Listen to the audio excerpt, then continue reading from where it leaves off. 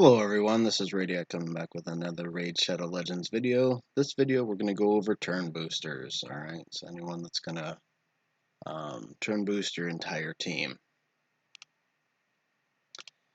So first we're going to start with, there are a few that are kind of dependent on certain things, okay? They're not going to always turn boost the same, alright? So first one we're going to go over is Scartosis. Scartosis on his A3 will remove all debuffs from all allies and then heals all allies and fills their turn meter. Alright, so depending upon how many debuffs he removes, depends on how much of a turn boost he gives them. So if he's not removing any, it's very little. If he removes a lot of debuffs, he can turn meter a bunch. So against the dragon, when he puts on those 3 debuffs, you can potentially remove them all and turn meter boost more. Okay, so he's not always a dependent straight flat, 15% or what have you. Okay, and his mini version of him is Mausoleum Mage. He does pretty much the same thing.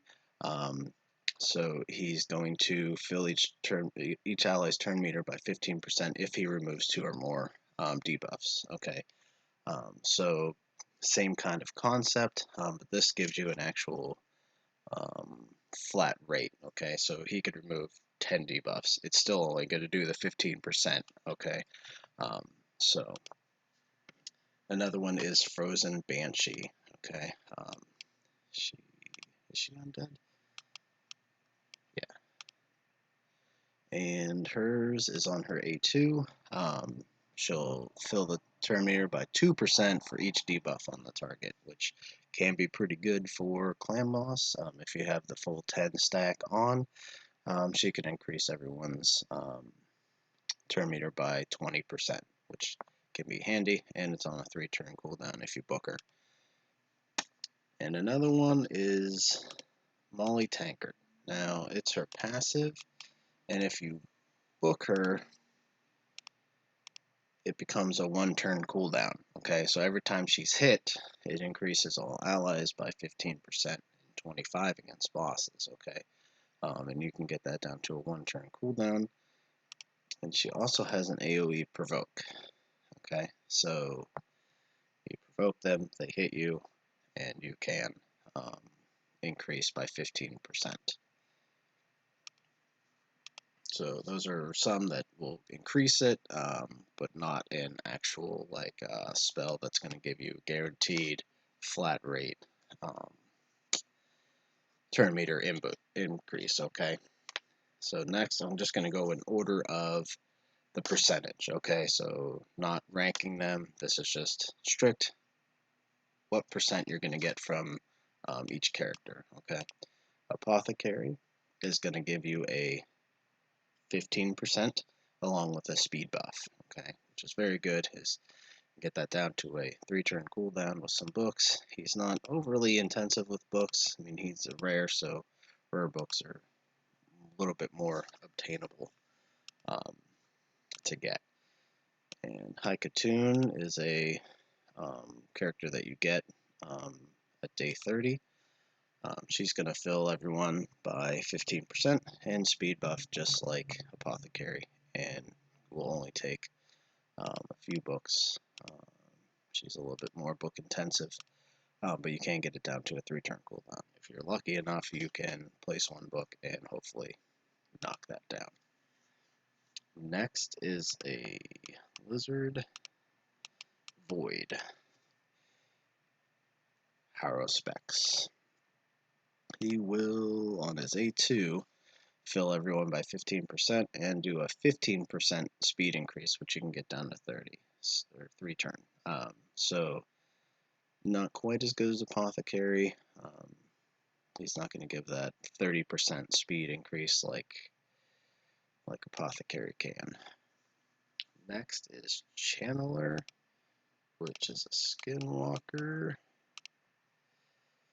and his was A3. So he's going to increase by 30% and fill everyone by 15%. But you can only get it down to a 4-turn cooldown, which isn't the greatest.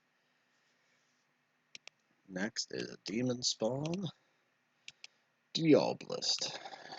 You can get her from farming the last stage of campaign.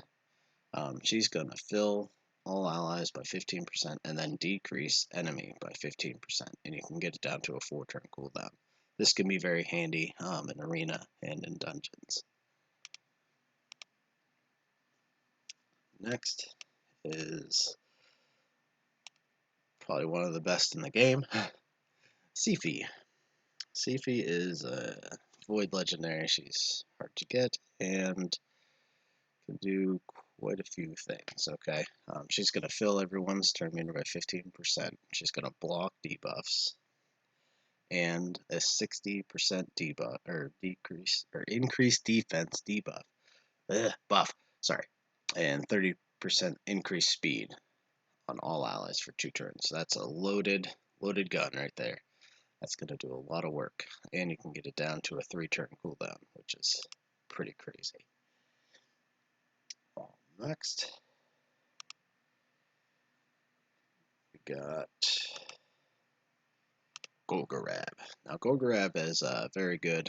He also has a speed lead for arena, so you'll see him a lot in that lead position in arenas.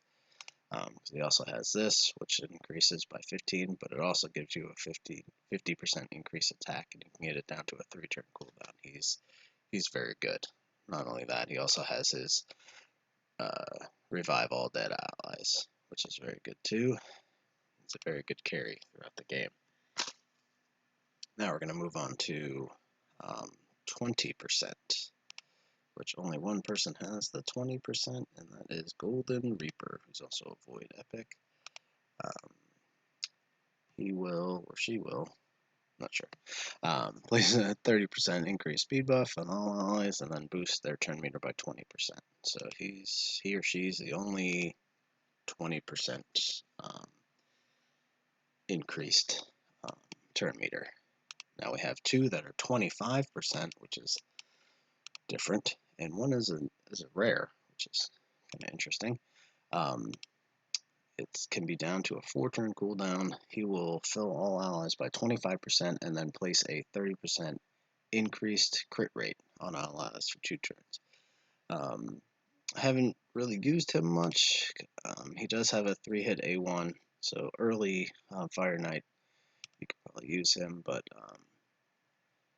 nothing too much after that. And then the next one is an Organ Tribe, Shatterbones. Shatterbones will place a decreased speed buff on the enemy and then fill all your allies by 25%. It's on a 5-turn cooldown after you book it, which is not ideal. And then we have the 30. The 30 increases are going to be your golden childs. These are the ones that you want to level, book, what have you. These are going to be what's going to help you the most throughout any of the content in the game. Okay, Lysandra is going to increase speed. She's going to fill all your allies by 30%, and then she's going to decrease the turn meter of all enemies by 30%. That is huge for arena. Okay, I mean, that's just monstrous. And then she does have the in all battles, which is nice too, but it's 24%, so it's not bad for arena, but there are ones that do more in arena. Next is Arbiter. Arbiter will fill all allies by 30%. She'll do the increased attack buff, and then she'll also heal if they have less than 50%. Most time you're using this right off the bat in arena. Not exactly. Everyone should have full health unless they've outspeeded you, and then you're recovering. She also has the 30% in arena, which makes her ridiculous. You can get her throughout the missions at the very end.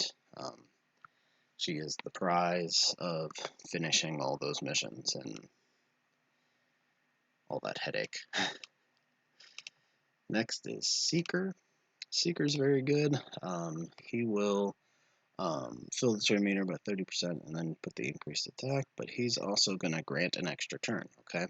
So his the ability is his A1, which has a chance of placing a provoke, which you can get up to 50%. So he's very good.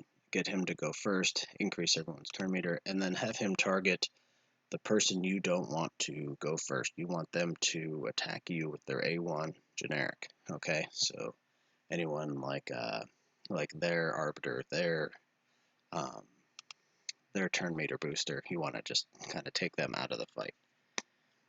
And then I guess Doom Screech is a cheap version of Seeker, but just does not have the extra turn, and also just doesn't increase defense. So he could be very good starting off with your defense arena team.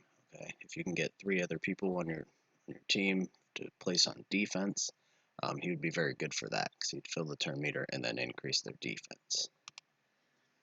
And then last is Lanicus.